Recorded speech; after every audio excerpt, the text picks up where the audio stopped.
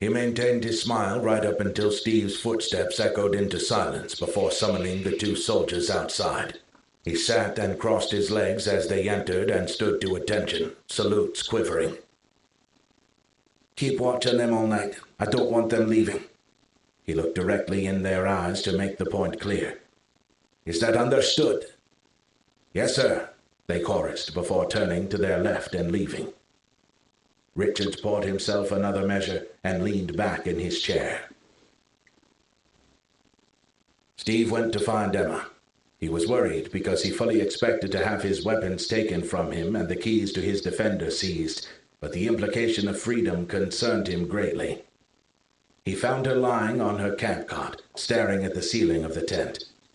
He walked in and knelt next to her, making her recoil slightly at the encroachment into her space. "I don't think they're planning on letting us go," he whispered close to her ear. Her eyes showed panic, and her breathing became rapid as the fear rose in her chest. She retained the wherewithal to keep her voice to a whisper in response. "What do we do?" she asked in terror. "I need to get you out of here. Do you think you can find your way back?" Her eyes widened as she processed what he was saying. "What about you?" she hissed, making him raise his hands in a calming gesture. "It's really me they want. I want you to get home and tell them where I am," he said, sure that they would pursue them if he went too. She thought on that for a minute, wondering how he could possibly be rescued. He seemed to read her thoughts as he cut off the next question. "That helicopter should fly. As soon as it's in the air, I'll be flying it straight home. It'll only take me a few hours or so," he said, the plan forming in his mind. He pushed away the thoughts of what he would do if he couldn't get airborne. "Okay," she said. "What do I need to do?" Steve whispered his instructions of how she could get out of the complex. The benefit of her analytical mind meant that she had clear memories of the way out. "All you have to do is head south. Make as much progress as you can and only stop when you need to. When you do stop, you hide." "I don't know how to find the prison, though," she whispered, with the expression of a worried but brave child. "All you have to do is get within 20 miles of home and use the radio. Tell them where you are and they can come find you," he said, sure that this was the only way either of them would get away. "When do we do it?" she asked. "I'm not sure yet. Soon, though. Be ready." She nodded and quietly packed her belongings back in her bag. He gave her the keys and asked her where her gun was. She had left it in the glove compartment. Steve racked his brain. He was sure they would let her go if he could only get her outside the compound. He was the real prize. He decided to act normal and fill the time by looking for Mitch. As he emerged from the tent and stood upright, one of the sentries from Richards's office ducked his head out of sight. It had already started then. Steve stood tall and sauntered with confidence directly toward where the sentry had been. He rounded the corner and almost bumped into him. Steve's feigned surprise was hopefully taken as genuine as he apologized and walked off towards the mess hall. Mitch was there, showered and changed, and tucking into a plate of something that looked fairly undesirable. Steve sat opposite him and chatted amiably. Steve was unsure if he should bring him into his confidence. Certainly if he helped, then it would make Emma's chances of escape much better. They chatted generally as Steve tried to gauge the risk in telling him. "You seem a little distant," Mitch said, fishing. "Yeah, long journey, you know," Steve answered vaguely. Mitch finished his mouthful and put down the fork he was using to shovel the food into his mouth. He leaned forward and spoke softly. "This got anything to do with your two shadows?" he muttered. Steve gave a hint of a smile to fake some confidence. "Two? I'd only clocked the one," he said truthfully. "Let me guess," Mitch went on, barely moving his mouth. "You don't think you're going to be allowed to leave tomorrow, do you?"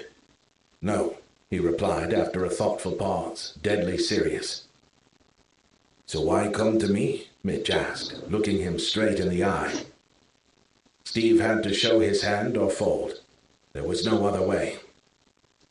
"I'll stay, but I need Emma out," he said after a long pause, hoping Mitch wouldn't burn him.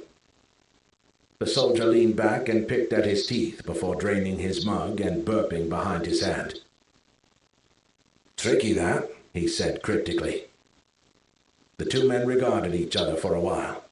Mitch didn't need to point out the position of power he was in, that he could just tell the soldiers watching Steve that he was planning an escape. "I've had no orders," he said. Steve didn't know what he meant by that, so he kept quiet. "So I wouldn't be breaking any orders by giving you some help, would I?" He smiled and stood, collecting up his tray. He leaned over and slapped Steve on the shoulder with the smile still stuck in place, muttering like a ventriloquist as he said, "Her tent, 10 c'est minutes, incroyable ce be truc à la ready." noix. He left and Steve stood, not quite believing or trusting that he had a better chance of getting her out. "Where's Joe?" Lexi's supply run went smoothly, getting back without incident and with a full lorry. The supply situation was healthy, with fresh meat, salad, and vegetables arriving daily. Neil ventured out with them to fill his tanker, and he peeled off to fill the reserve tank on the farm, as it was the most commonly used. Dan had scouted a number of places where stray livestock had survived and could be added to their menagerie, and hadn't seen a single person since leaving the house that morning. All the locations were marked on the map, and Ewan could happily spend the next week rounding up more livestock and recovering the few machines they had asked the rangers to look out for. Leah was still in a slight mood, but was hiding behind efficiency by taking detailed accounts of the trips. It was unnecessary, really, but thoroughness wasn't to be discouraged. "What about Joe?" Dan asked her. "Not back yet," she fired back without looking up from her work. Dan frowned. He checked his watch and couldn't think why Joe would have been out this long, as his route was shorter than his own. He must have found something useful. He tried to push the feeling of impending doom away, but couldn't. He walked to the radio and called into the mic. No response.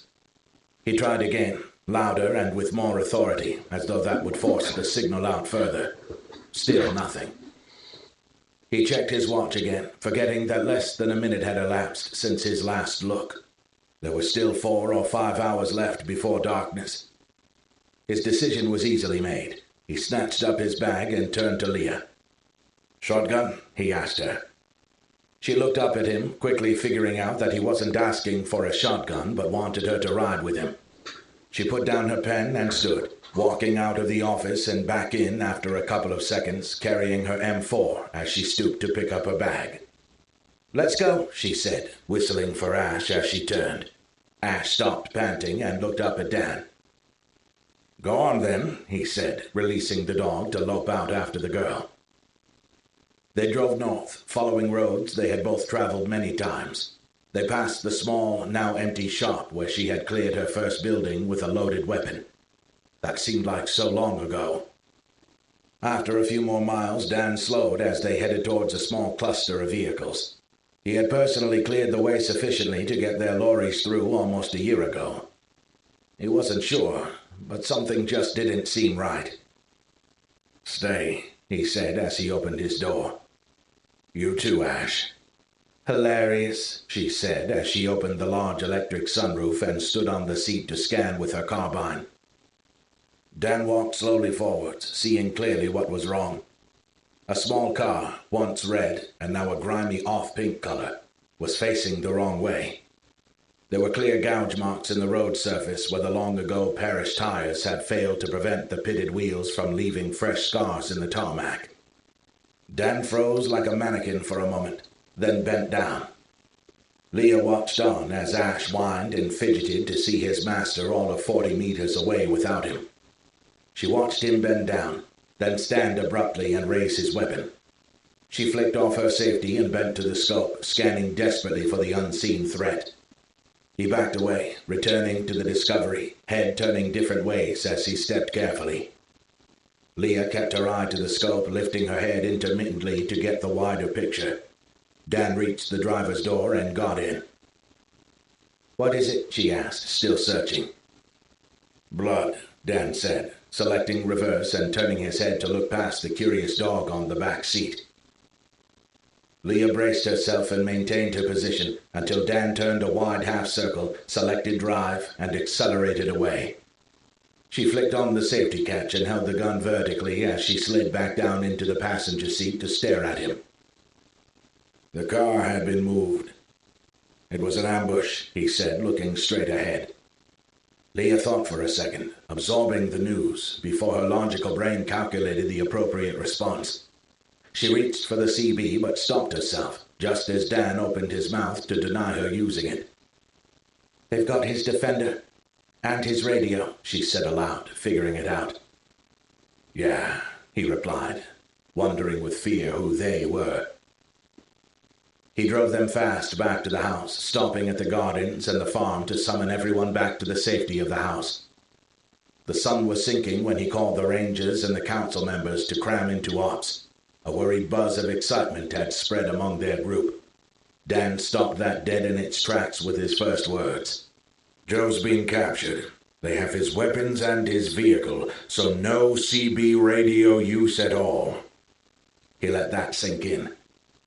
"I don't know how and I don't know who, but there was a deliberate blockage on the road. Here," he said as he quickly scanned and jabbed his finger at the site on the large map on the wall. People craned to see the location, like it made a difference to them. "There was blood on the road," he finished. "Who took him?" Marie asked over the stunned silence in the small room. "I don't know. Possibility that it's someone we've already encountered is slim. The group who attacked us are all dead. The ones we attacked I highly doubt could have found us, and the bikers we met took too much automatic fire to risk this, if there are even any of them left. This was carefully planned. Someone targeted us." As soon as he said those words aloud, he met Marie's eyes, and the flash of understanding between them made him feel cold in his stomach. She raised an eyebrow in silent question, looking for corroboration of their joint epiphany. "The Welsh," he said to the group, receiving more silence in return. "They see it that we attacked them. Then they followed us and found our home. You all know what they wanted with their little farcical visit, and we sent them away with a promise to kill them if they came back." Again, nobody spoke for a few seconds. Rich cleared his throat. "Regardless of who it was, what do we do about it?" he asked. "We find them and we get Joe back. We can bargain with them, give them a few weapons if needs be, just to get them to leave," said Kate. "That won't work," Leah said quietly. She stood a little taller and raised her voice in volume and confidence. "It won't work because they don't want to force a deal. Look at what they did. They picked off a single ranger, and now they have weapons and can listen to our radios. That's strategic. They are cutting the head off the snake." It was Dan's turn to stare in stunned silence. 13 years old and wiser than most in the room in some ways.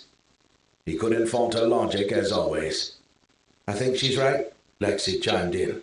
"It's the only way to take over this place, to take out the few fighters and force obedience on the rest. We've proven what happens to anyone attacking in force before," she added, like any of them had forgotten the murderously one-sided battle. "Options," Dan said, a familiar question to his rangers, but the civilian contingent in the room stuttered as though something profound was expected of them each.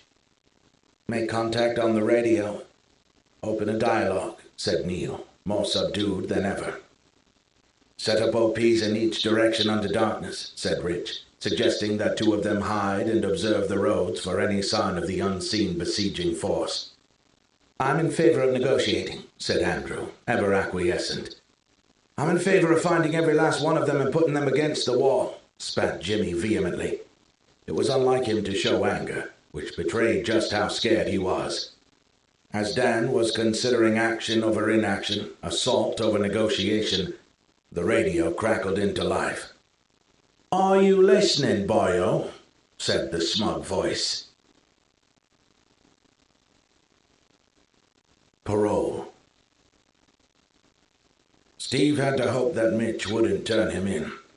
He only had the SIG on his chest and 3 magazines, so any kind of gunfight was likely to end quickly with him sporting some very unfashionable holes in his torso. He had to try and distract the soldiers enough so that Emma could slip away in their defender and get far enough south to hide from them. Hopefully he could convince Richards that she wasn't worth pursuing, that he was the prize, and he would stay to fly his helicopter as long as they let the girl go.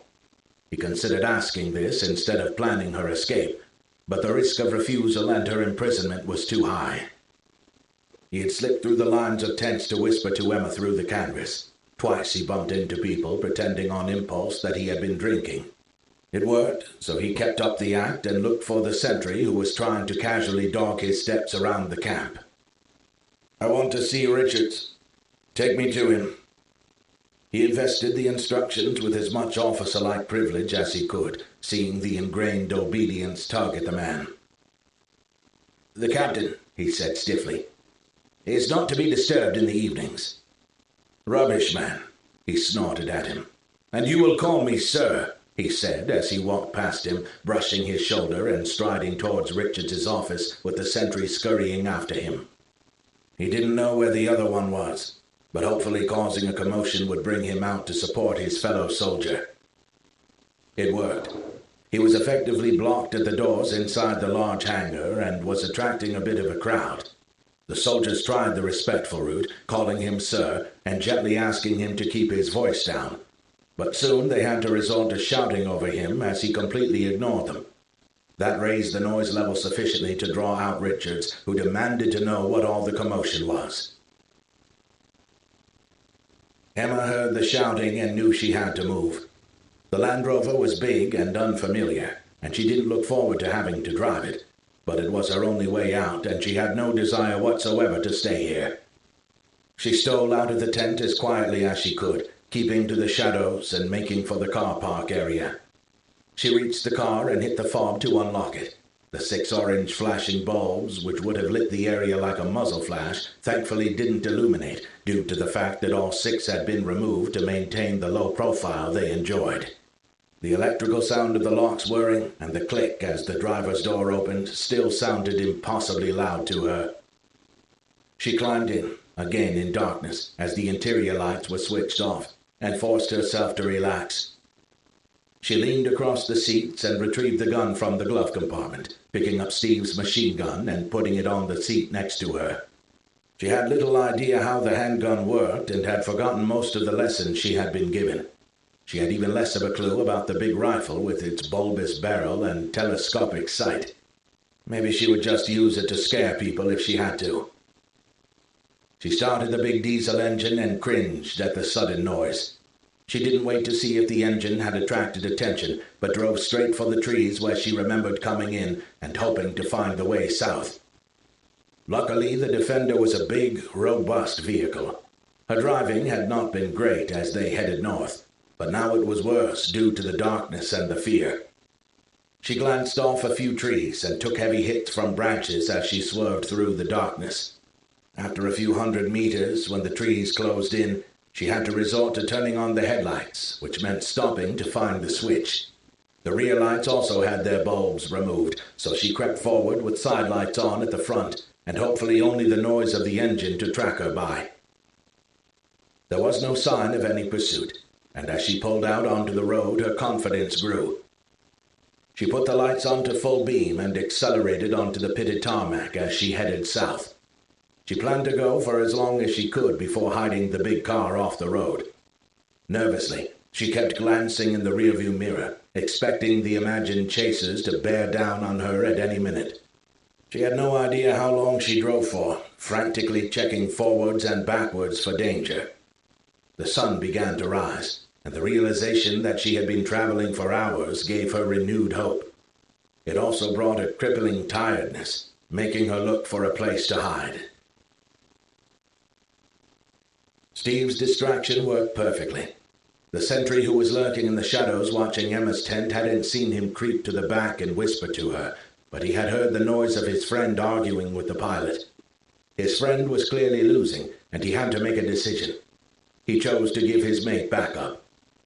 Unwittingly, Emma had slipped from the tent no more than 5 seconds after the soldier had turned away to deal with the valuable pilot. Richard stopped shouting as soon as he made eye contact with Steve. He knew his soldiers were being played. "Where is the girl?" he barked. Mitch ran in at that point, and Steve's heart fell at the thought that he had betrayed them and stopped Emma's escape. "Sir," he said as he stopped short and threw a hasty salute. "Car's gone. Don't know when." Richards turned to the sentries and fixed them both with a malevolent stare. "Damn you both! Get out!" he snarled. "Sir," they chorused, and fled. The captain forced himself to breathe and speak calmly. "Congratulations," Richard said with forced formality as he looked hard into the older man's eyes. Steve let out a sigh of relief. "I'll fly your helicopter, and I'll not try to escape," he said, resigned to his fate. An idea struck him which he hoped would appeal to this petulant control freak.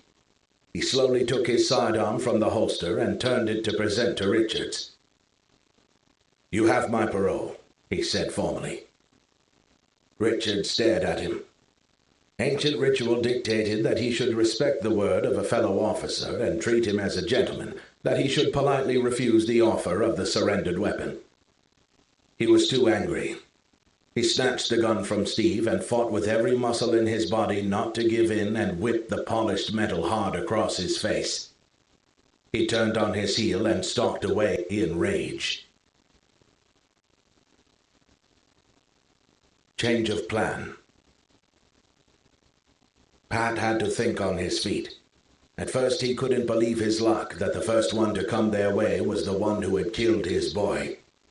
That elation soon evaporated when he didn't wake up after the baseball bat had cracked his head. He lay flat on his back, snoring in short, shallow breaths. Pat had no idea that the impact of the heavy wood had caused 2 fractures in Joe's skull and a dislocation of the 3rd and 4th cervical vertebrae. The subdural hematoma was getting larger and putting more pressure on his brain, which had already suffered unrecoverable trauma from the injury and the total lack of care.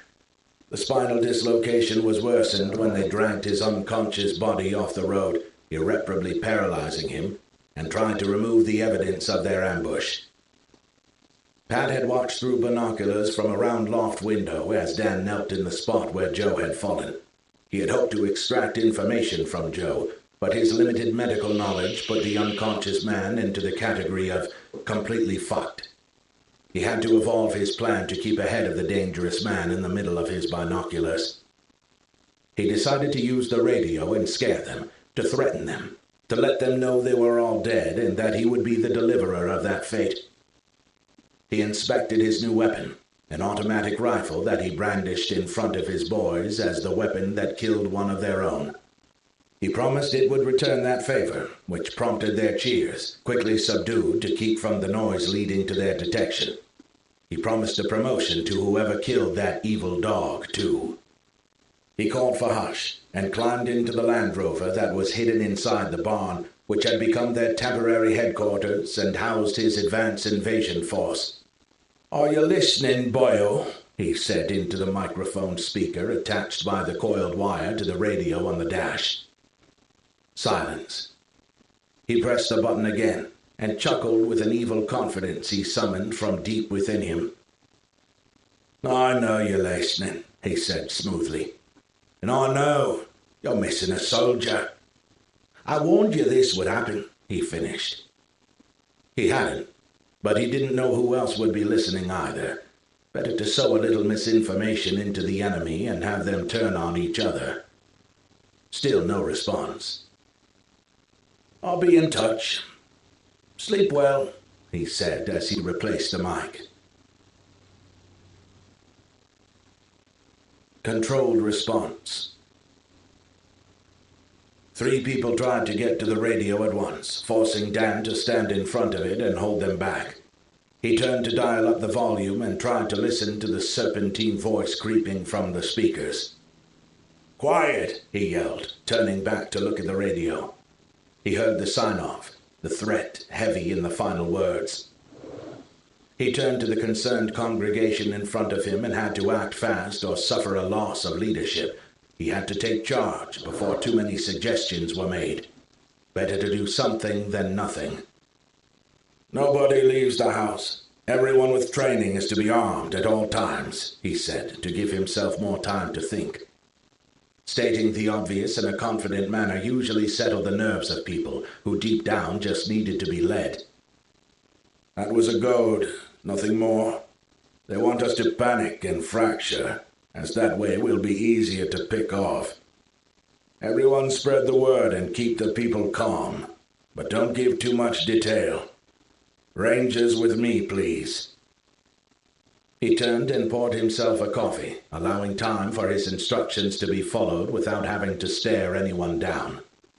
He heard shuffling movement, and after the first gulp of the warm drink, he turned to see Leah, Lexi, Rich, Neil, and Marie still standing there.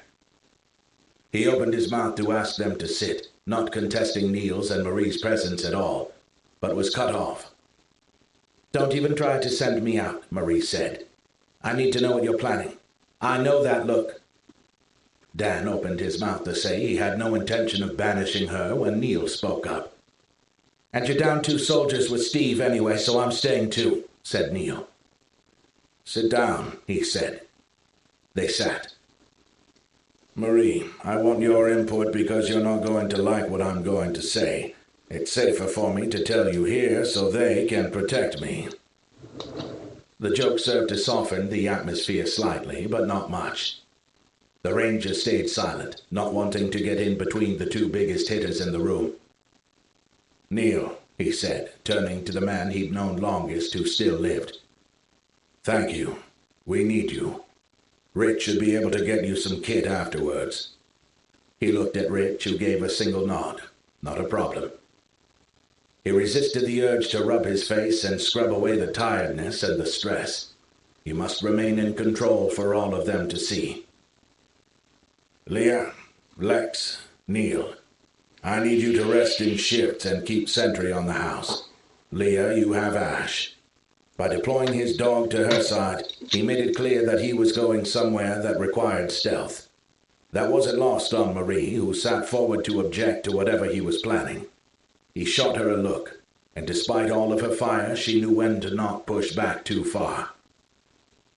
"Rich, your observation point idea is good. Are you up to it?" he said, trying not to look pleadingly at the Marine. "Not a problem," Rich said with his characteristic can-do style.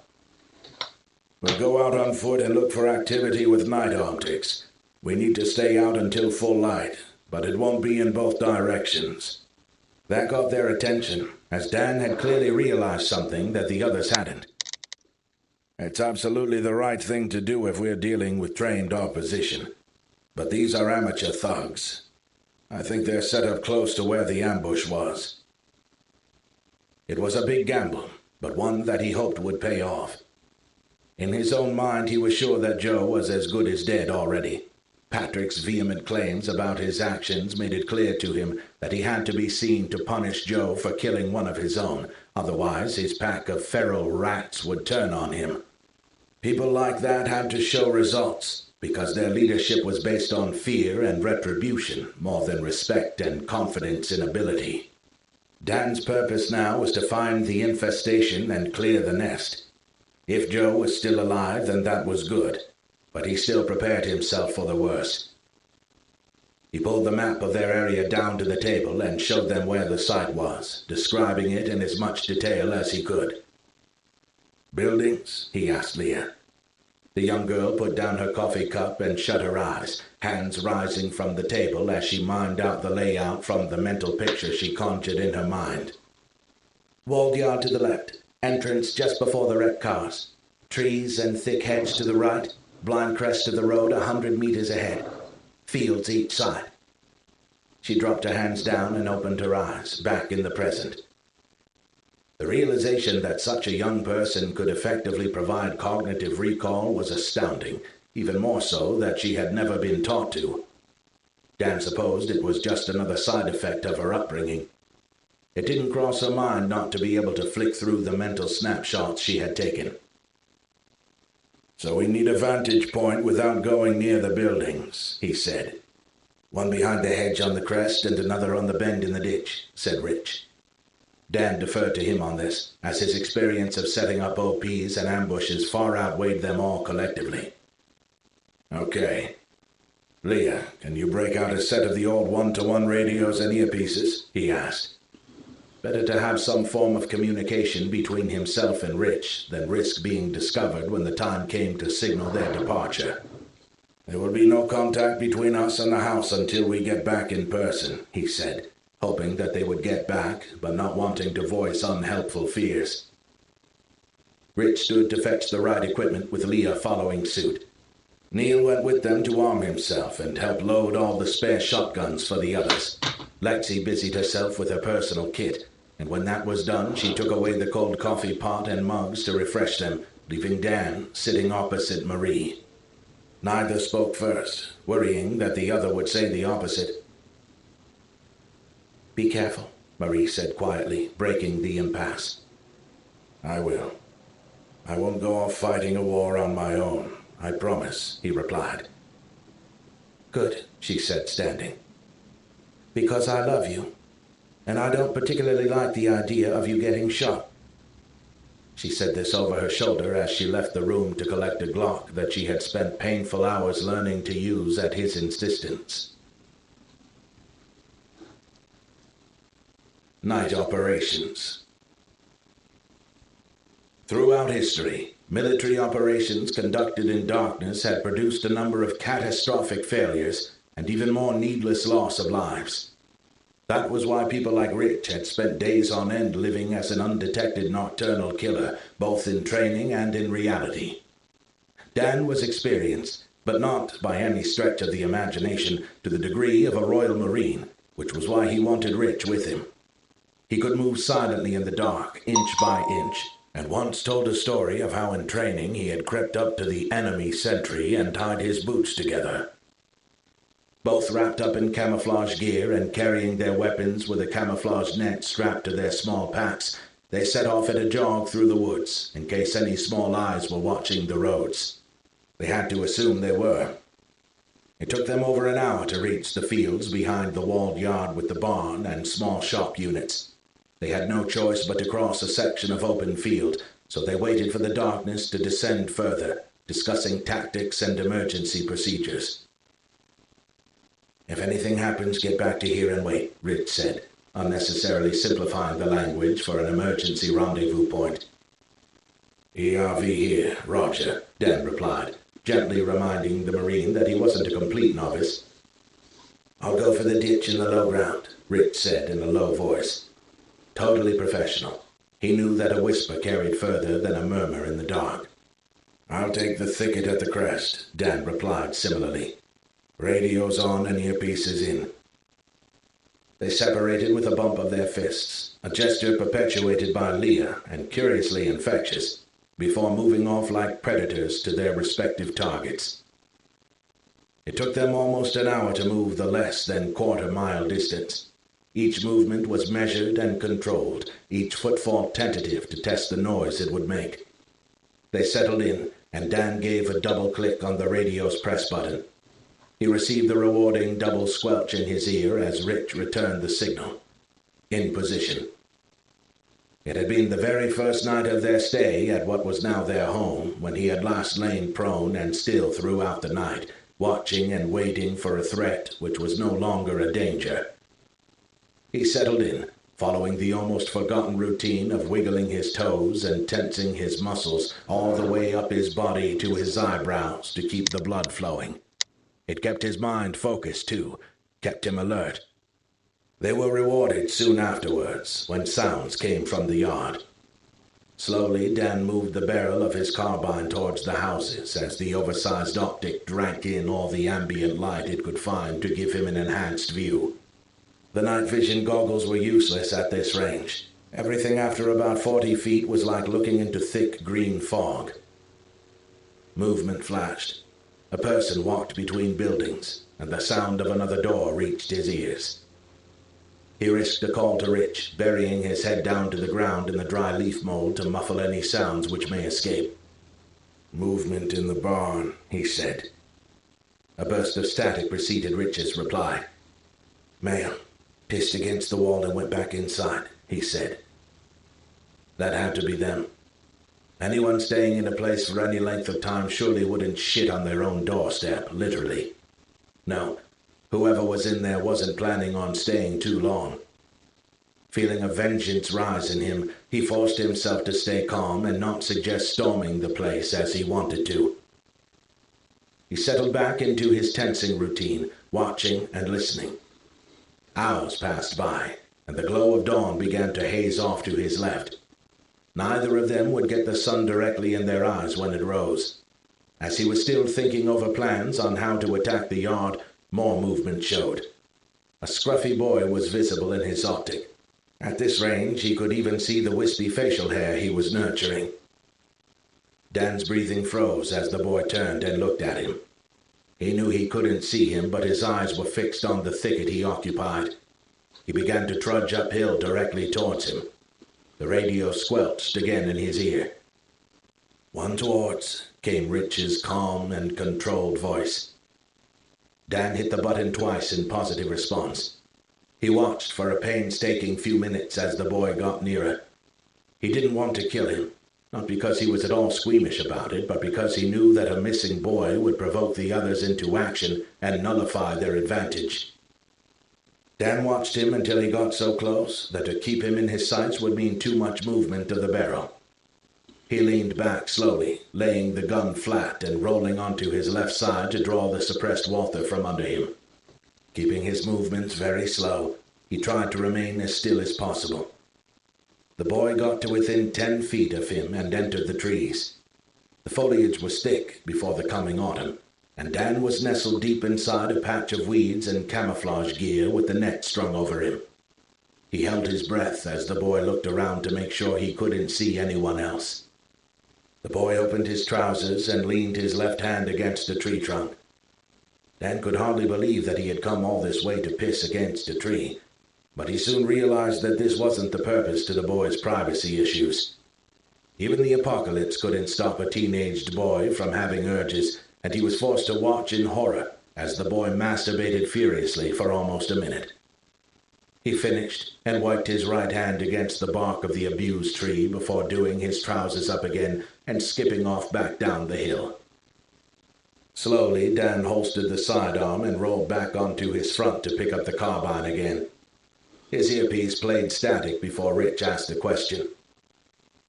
"Dirty little fucker just pulled one off," Dan said disgustedly. It didn't come back over the radio, nor did he think Rich would allow a laugh to escape his mouth given their current situation, but he knew he wasn't going to live that one down. The disgust and comedy of the near discovery was shattered by the next turn of events. Patrick emerged, M4 brandished on his shoulder like a trophy, and pointed at the now useless street lamp by the road. A boy scampered up it like a monkey to drape a piece of rope over the top before sliding back down to land heavily. The rope was arranged, and much to the unbelievable horror of Dan and Rich, it was tied into a loop.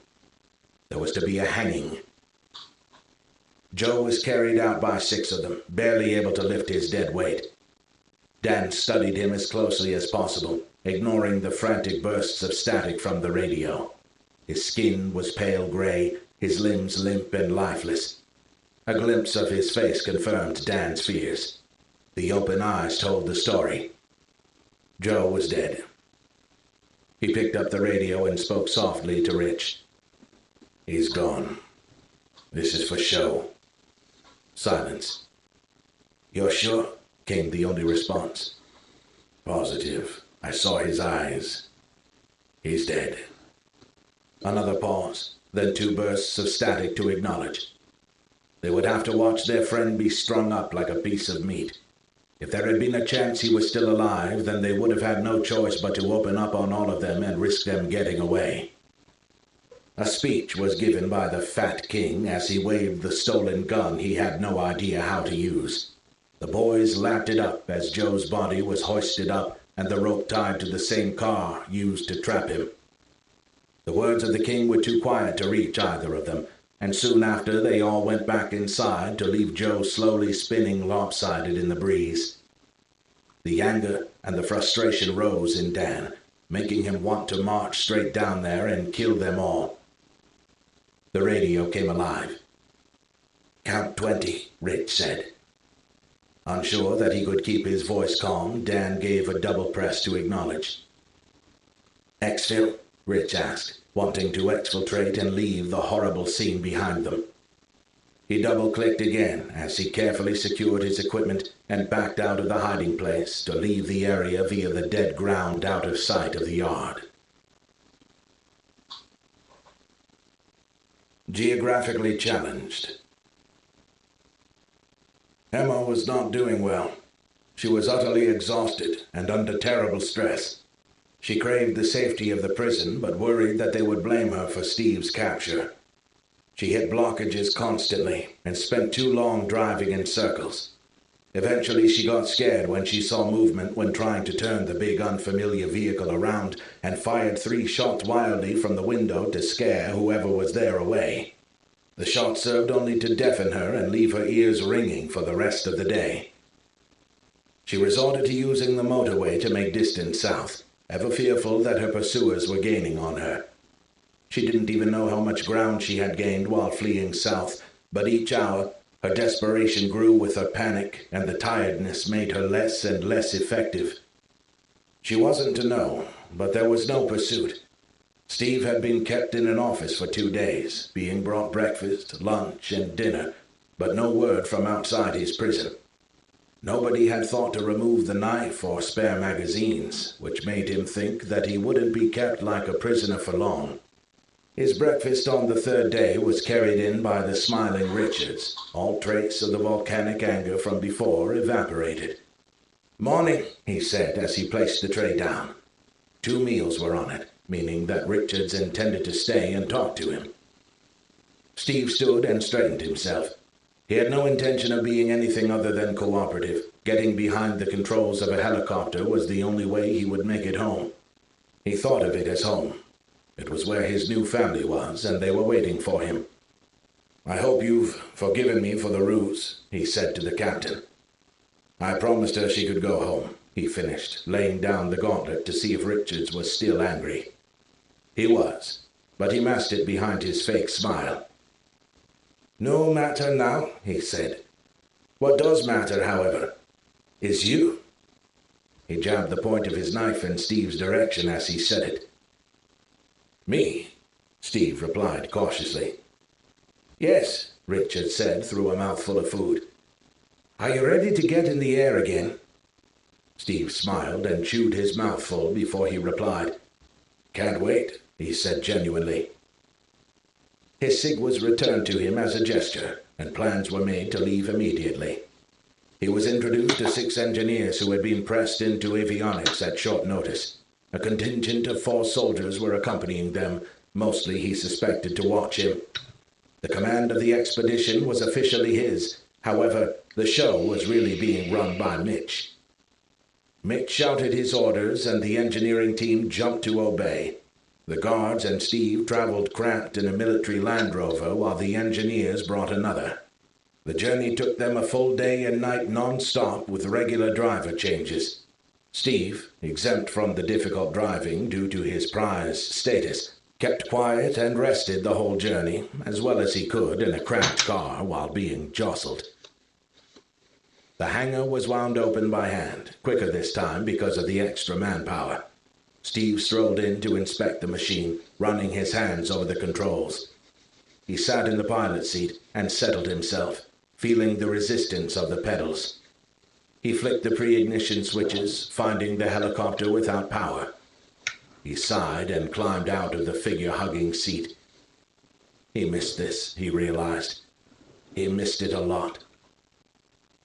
He set the engineering team to the manuals to study them in detail, as he and the others set about searching the base. Steve opened the lockers to find some new flight gear, finding a set to fit on the 3rd attempt. The small arms locker had already been emptied. Not that it mattered, as he was still carrying his SIG. He found the obligatory setup where water was being boiled for a hot drink and helped himself to a coffee. He sat and bided his time until he was needed to oversee the maintenance of the aircraft. Pest control. The former policeman and his former Royal Marine crept slowly out of the area until the trees masked them. As they stretched out their cramped muscles, Dan lit a cigarette, relishing the harsh smoke after denying himself the addiction all night. They picked up into a jog to get back to the house despite their exhaustion. Leah, Lexi, and Neil all waited for them. More coffee was poured for them as they stripped off their gear and relaxed. Marie breezed in and sat, waiting to hear their news, looking uncomfortable with a gun on her hip. Dan had to get it out of the way. "Shut the door, please," he said softly, hoping his tone would betray the news he had to give. "Joe's gone," he said. Marie and Lexi both began to cry, Marie hiding her emotions far less than Lexi could. Neil's mouth was held taut as he breathed heavily through his nose in response. The muscles in Leah's cheeks twitched as her teeth were locked tightly together. Dan saw more anger than grief in her stony face as a single tear escaped to roll down her cheek. "It gets worse. We saw them stringing his body up. It's a code for us, designed to make us vulnerable. There's maybe 20 of them, possibly a little more, and they're camped in the barn by the ambush site." Leah sat and spun her laptop around, working the mousepad to bring up the area. "Move in on foot, cut-offs at each end. Main assault goes in at dusk. We can finally use those pyrotechnics, too." An evil smile pricked the corner of her mouth. Simple and impressive plan, Dan thought. "Okay, tonight then." "Thoughts," he offered, asking people to pick their preferred roles. "Thunderbird 2, said Neil quietly, meaning that he wanted to use the vehicle-mounted heavy machine gun again. "Good. Cut off closest to here, please," Dan said, receiving a nod from Neil in answer. He turned to Lexi.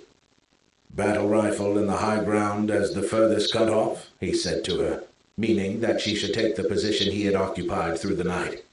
He reminded himself to tell her to avoid the big tree there.